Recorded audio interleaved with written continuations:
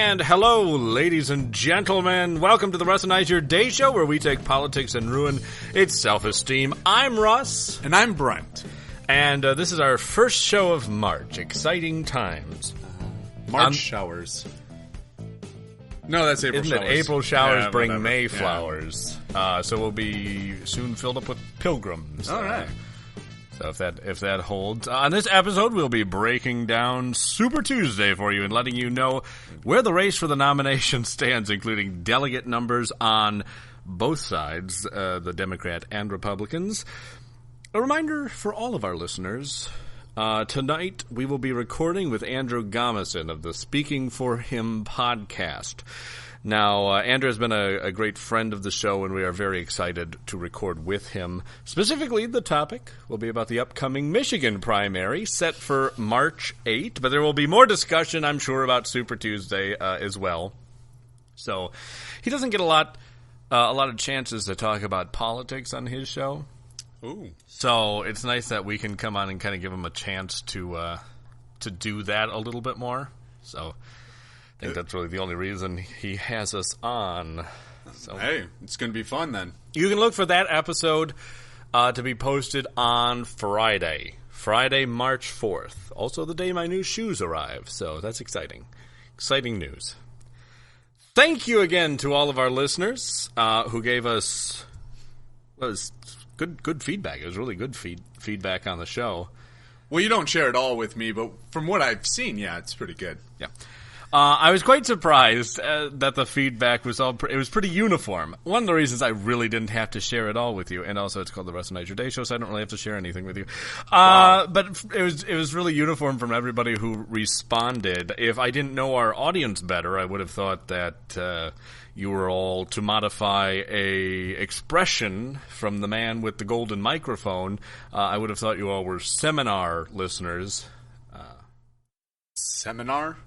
Yeah, well, that's what Rush calls seminar callers, or people who call in with the same talking points about everything. Oh, That's okay. basically what happened with our feedback. So we truly appreciate all of your feedback, and if you missed out, well, you can always send emails to Russinize at whirlwindmedia.com, Russinize, and that's WHRL windmedia.com. I would just like to point out for the people that are watching, I guess you can't really see it, but on our show notes, he actually spelled out WHRL. Yeah, it's called writing it down so I remember to spell it out for the audience. You always spell it out for the audience. And your point? That you wrote it down, which I find hilarious. For one thing, company policy, you don't share show Company notes policy. with the audience. Let's keep that in the back of your mind. Oh, okay. It's called professionalism. I just think it's cute. It's cute. Yeah. It's a reminder because I know how much trouble you have. So this actually is a reminder. Oh, okay. You have a tough time spelling, my friend. I just sounded and out. speaking. No, you no. usually sound it out, and it's the wrong word. All right, so Super Tuesday was yesterday. Quite the eventful night. If you followed us on Twitter, you got up-to-date information, including our commentary on all things happening last night. So, both Brent and myself were on social media.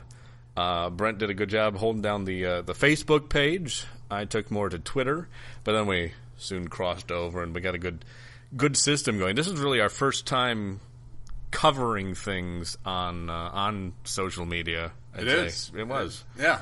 I can't believe we didn't cover the Iowa caucus, but hey, you know what? Live and learn. We did it this time, and I think it was pretty fun. I didn't get very much sleep, so if you were watching this, I am That's this why wide he awake. looks terrible. And yes, this is my real hair. Your rear hair. My rear hair. I had a... That's a special little out for the YouTube audience there. I don't know if you're... yes, you're welcome. I combed it out, though. On the GOP side, Donald Trump took home 7 wins. He was the top winner on the Republican side for the Super Tuesday. He won in Georgia, Tennessee, Virginia, Massachusetts, Vermont, Alabama, and Arkansas. Yeehaw! Ted cruised to victory in his home state of Texas. I see what you did there. I did there? Yeah. He picked up Oklahoma, and Where the wind. Yes, the wind was blowing down the plains for Ted Cruz. He had a pretty resounding victory in, what was it, like 17 points in Texas, and then probably about 7, I think, in Oklahoma.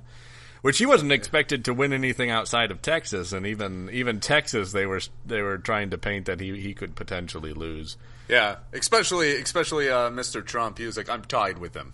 Yeah, in one poll, and clearly the other polls were right, Trump, because you got your butt whooped. But the most surprising one, specifically for me, was when I saw he won in Trump at Sarah Palin's home state of Alaska.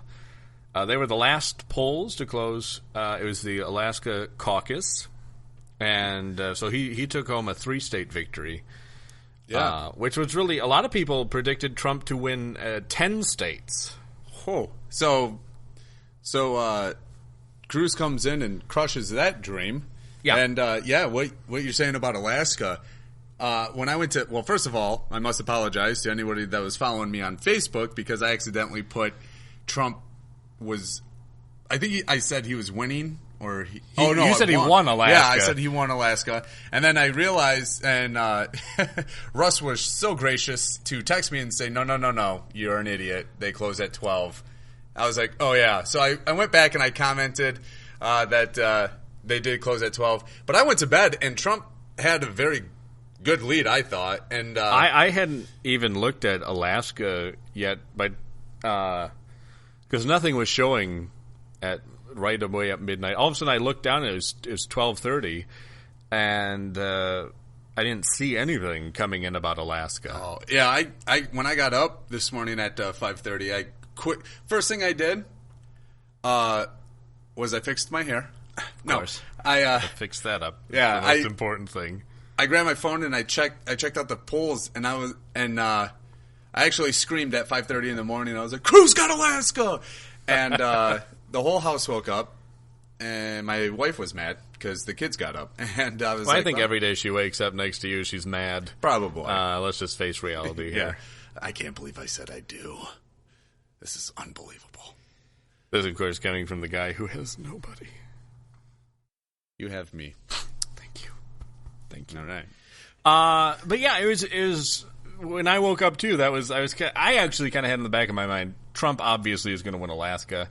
I mean, they predicted Cruz. The states that they predicted more would lean towards Cruz were states like Alabama and Arkansas, the southern states. I don't think many predicted a Cruz win in Alaska. Yeah.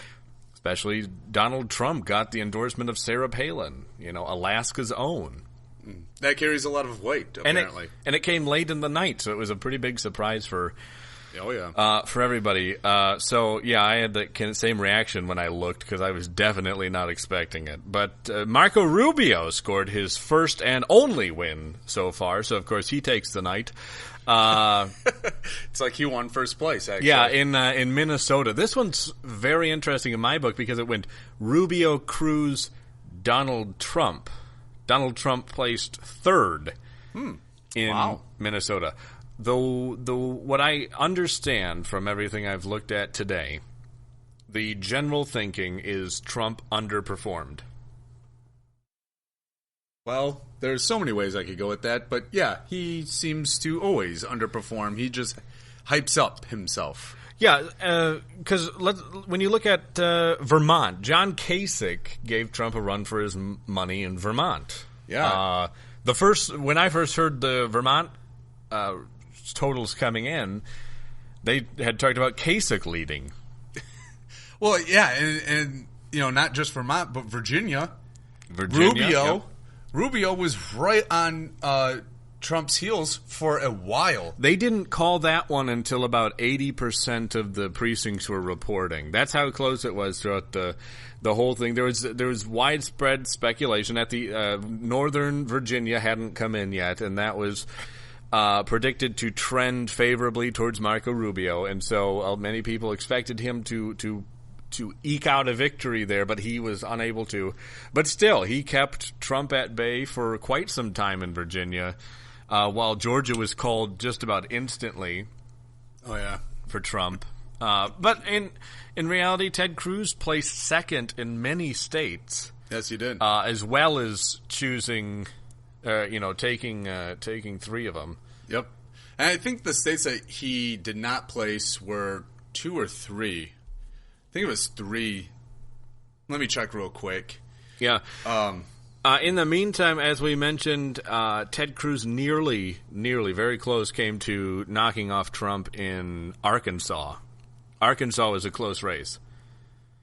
Yes. Did you see that one? Yeah. Arkansas, 33 Trump, 31 Cruz. Yeah, so he came within 2 points. That's basically how it was in Virginia. So Arkansas was to Ted Cruz as Virginia was to Marco Rubio. Yeah. Cruz didn't take second in Virginia, Vermont, and what was the other one? Oh, Massachusetts. That makes sense. Those are all the more liberal states. Yep. But you know who won them, right? The outsider. John Kasich? Yeah, yes. The son of a mailman. Yeah. Actually, whoever gets the presidency should make him the postmaster. Yeah, that's right. Postmaster General. Oh, there we go. We'll go with that one too. Whatever. All in all, it was not really nearly what the polls had predicted for Super Tuesday. As I mentioned, Trump really did underperform. And he really is showing that he has a bit of a ceiling. He's really only in that 30 to 35% range. Whereas if you total up Marco Rubio and Ted Cruz's totals, it is in the 51% range. Yeah. They're hurting each other, Rubio and Cruz are. But obviously, with everything that's happened up until now, Cruz has proven himself to be the more viable lead candidate. Exactly. I think a couple of the candidates need to take a step back and really assess the situation and just say this isn't my time. It sounds like Ben Carson is adopting that mentality. He hasn't officially suspended his campaign or dropped out yet, but he's just released a statement today that there is no path forward for him, no path to the nomination. It's going to be interesting to see. There's a lot of buzz right now about offering Ben Carson the Senate seat, not like just offering it up. Obviously, they can't do that, but to run for it, right? And that he would get support thrown behind him. Yep, and that'd be Marco Rubio's seat in Florida because Rubio can't run for that seat. Right. And it'd be interesting. I mean, Ben Carson would make a phenomenal senator. He would. He's a very well-spoken. He's very temperamental. I think he would be great in the Senate. Very intelligent. Very intelligent. Clearly, the people have spoken on him as president, but I still think he should be involved somewhere, whether somebody puts him in their administration or he runs for the Senate. I think it would be something he should look at. Obviously, he does have a solid support base of people who do want him involved still, and I think he would be a very good voice for reason. I think overall, had it been a two-man race, Trump would have lost. Oh, yeah. The delegate count on the Republican side stands at Trump. We actually have modified numbers at the moment. Trump at 319 delegates. Cruz at 226 delegates. Rubio at 106. Kasich at 25, and Ben Carson at 8 delegates. Again, you need 1,237 delegates for the nomination. There are more delegates accumulated in the anti-Trump section than the Trump has. So, simply, if you combine Cruz and Rubio, they'd be beating Trump delegate-wise. Right, yeah. Without even mentioning Kasich and Carson. Right. And it's really funny, too, because if you look at the delegates that they got last night, Trump only beat Cruz by 28 delegates. Yeah. That's Well, huge. Cruz, with his decisive way, he came, what did you say, 7 points away from taking everything in Texas? Yes. Wait, no, 9. 9. Okay, 9. Yeah. He came 9 points. That's fairly impressive.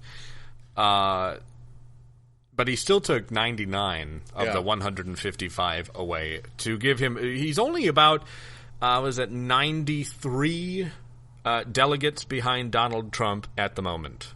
Yeah, I mean, really, again, I think this is where the candidates need to take a step back and assess and just say, you know what, I want the nation to be great. Right now is not my time.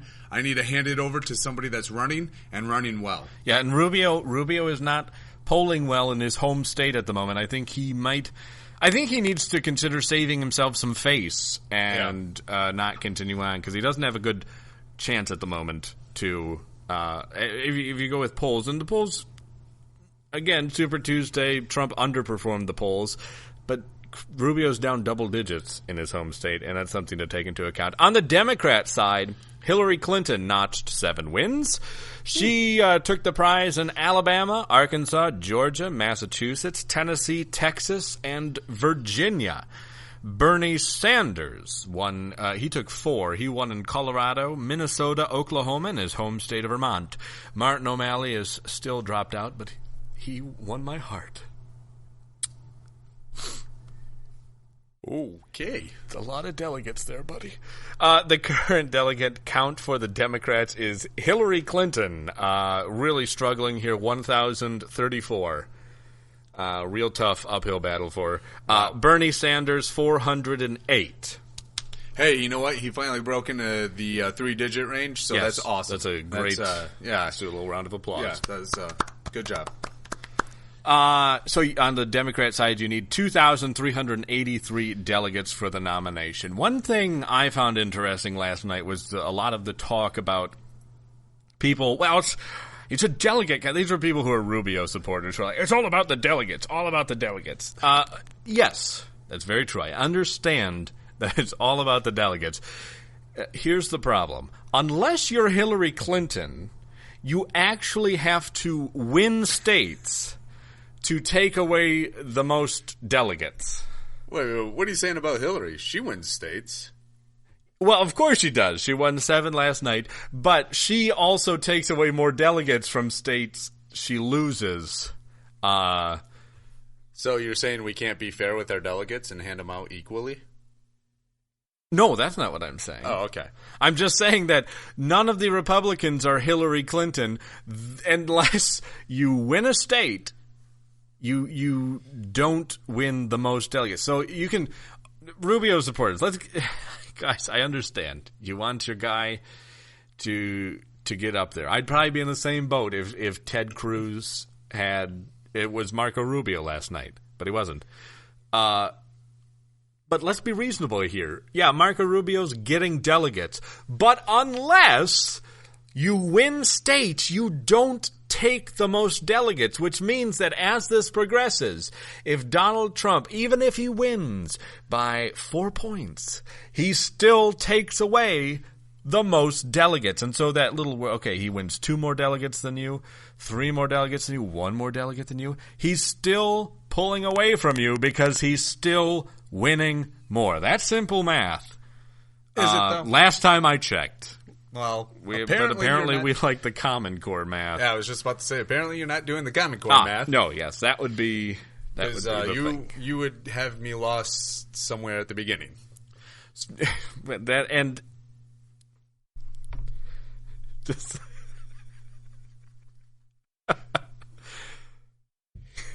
I know you have a snarky remark. What is tried it? That too. Coming up next for the Republicans is they have a debate on Thursday. Yay. Which actually Ben Carson has announced that he is not attending. It's because nobody will pick on him. Nobody will pick on him. Yeah, nobody calls him out, so he never gets any time to talk. But so they have debate on Thursday because we definitely need one more of those. Then Saturday, Kansas, Kentucky, Louisiana, and Maine go to the polls for the Republicans. For the Democrats, you have something to say on that? Oh, I was just going to say now we're starting to get into winner takes all. Yes, that's winner takes all. Is that now, or does six. that start the 15th? Oh, you know what? That might start the 15th. I think that starts the 15th. Okay. We're getting closer, though. Yeah. Oh, absolutely. We're edging closer. But the Democrats, I don't believe they have a debate. Not this week, but they do have one, I believe Sunday in Flint. That's the Flint one. Okay. So there'll be, and Sunday in Flint. But Saturday they have, Saturday, March 5th, they have Kansas, Louisiana, and Nebraska vote on the Democrat side. Kansas and Louisiana are the only two that Republicans and Democrats have in common that day. Okay. And then a day later on Sunday, March 6th, Maine votes for the Democrats because, who needs church? Not the Democrats. Not the Democrats. It's that whole booing God 3 times at their convention in 2012 that really, at that point, what are you going to do? Yeah. What are you going to do? Neither does Donald Trump. So, and actually, fun note, I believe on Sunday, yes. Puerto Rico is... Puerto Rico. Yes, they're going to throw their hats into the ring as well. Or is it sombreros? Or is it... Olé! All right. Anyways, Puerto Rico is going to be doing something with They're, voting. of course, an American territory. Yes. So they have a lot of weight. They did vote for statehood. Oh, yeah? So, technically, if Congress were to vote, they could potentially become the 51st state, which is great because we definitely need another bankrupt state added to the union. We can maybe we can just move their little island around and put it right next to California, and we can start the bankrupt West Coast. Yeah, they can also take Detroit. Yes, poor Detroit. Yeah, let's just cut that out and then just yeah. Why didn't Ohio take Detroit? Don Kasich. Come on, Kasich, jump on it. A man who's the son of a mailman is smarter than that. He would never take Detroit. Okay, fair enough. Fair enough. I don't even think Michigan wants it right now. Please leave. Not so much. Please. You guys are causing way too much trouble. Bankruptcy, schools are going under, and now we have Flint to throw in the mix. Yeah, right? Which Democrats will be debating there. Yes. That's Sunday. I believe it's Sunday. It might be actually next Sunday because it's right before the Michigan primary. Which would make sense. So I believe it's not this Sunday, but next Sunday. So I apologize. That's okay. Again, though, this Sunday they'll be going to the polls in Maine. Maine. For the Democrats. Yes. The state of lobster. And a lot of tail. Lobster. Never mind. Got it. Okay. I got it. I did you get looked it. confused. There was no confusion. I got your joke. I was trying to help you out. One of us needs to be, the mature one. So I'm very mature. I apparently have to take on that mantle. I didn't really ask for it, but I'm very mature. Mature? Or mature. I'm very mature. I mean, technically, being mature, it's not a ch sound. It's a T. A T in there. It's a T. T. You know what I find really... I don't. Please enlighten me. You know what I find really interesting is... What's that? Is people like to vote for somebody that likes to say I a lot. Like Barack Obama or Donald Cruz.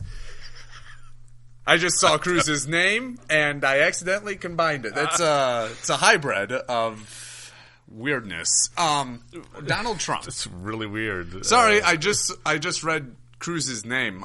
Donald Trump. And it's funny because these guys think that one man,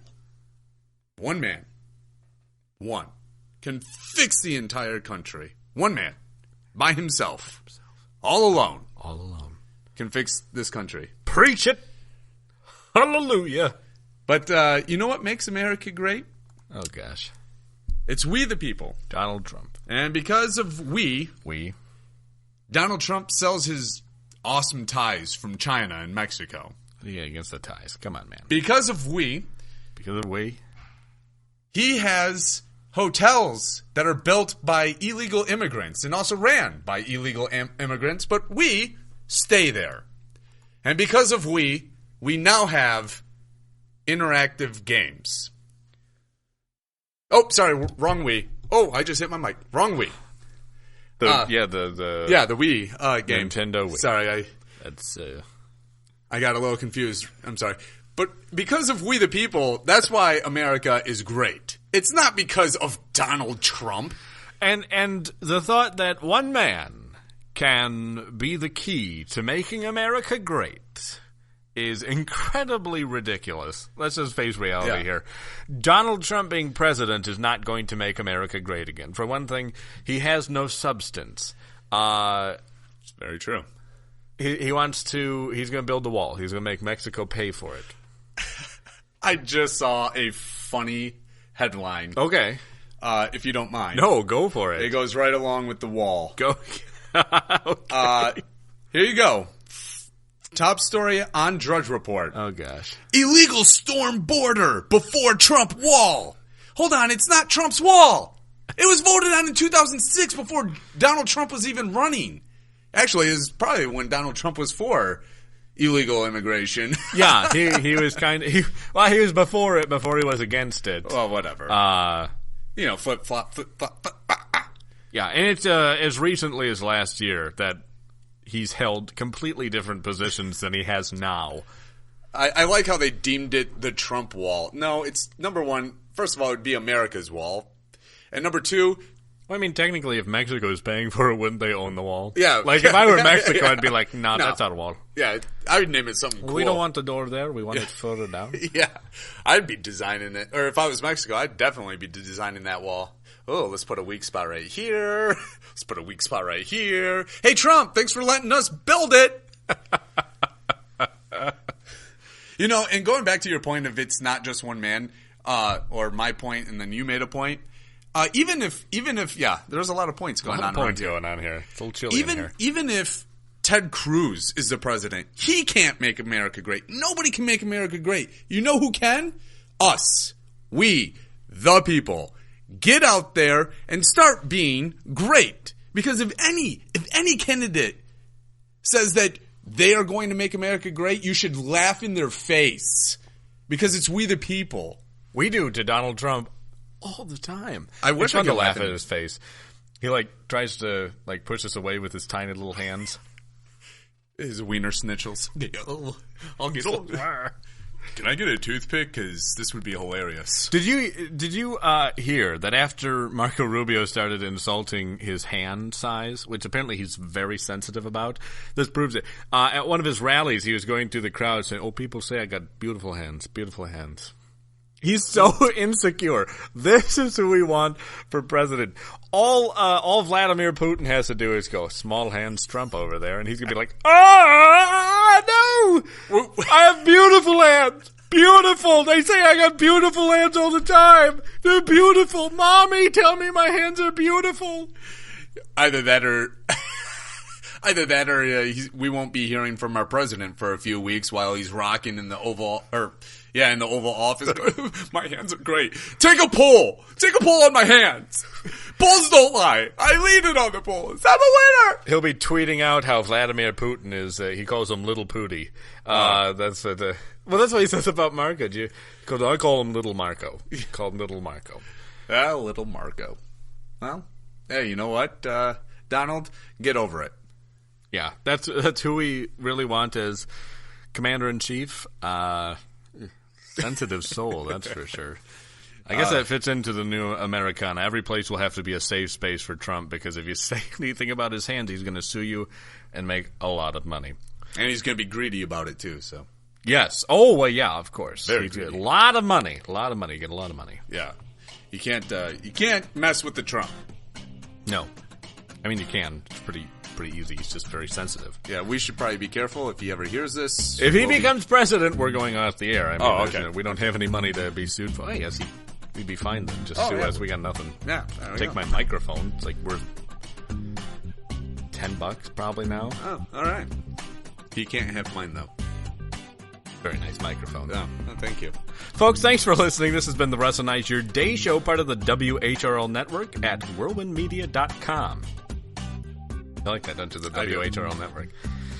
So you can check that out, whirlwindmedia.com. There is no I in whirl. To contact us, send your emails to Russinized at whirlwindmedia.com. Again, no I in world, WHRL, Wind Media. Follow us on Twitter at Russinized, Russinized, and check us out on Facebook. Just search for Russinize Your Day. We are also on Google+. You can take the show on the go with you on any of your mobile devices through iTunes, Stitcher, or Google Play Music. Please rate and review us on iTunes and help us spread the word about the Russinize Your Day show. If you like us, then make sure you follow Whirlwind Media, too. You know, if you like us, they're, you know, it's part of who we are. So follow them on Twitter at Whirlwind Media. Whirlwind Media is also on Facebook, Tumblr, StumbleUpon, Google+, and basically anywhere you can possibly imagine. We are developing new projects and have some exciting things coming in the near future, so pay attention to that at www.whirlwindmedia.com. We hope you have a great rest of your Wednesday, and we look forward to talking to you again on Friday. We'll technically be talking to you twice on Friday, because you'll have this show, and then you'll have the Speaking for Him podcast. All right, calm down. So you can, I gotta get him fired up. Yeah, you got me fired up. I'm glad. Stand up and shout. Don't sit down. Don't. No. But you can check Andrew out at Speaking for Him. That's the number 4. You can also go to www.speakingforhim.com, and you can check out his episodes of the Speaking for Him podcast, and you can keep your eye out for the one we're in. So be watching. Yeah, be watching. Okay. And again, also, almost forgot, YouTube. Check us out on YouTube. You get to see this live. Well, not live, but you get to see it. Close to live. So, and you can subscribe on YouTube and never miss out. So, well, I'm Russ. And I'm Brent. Thanks for listening.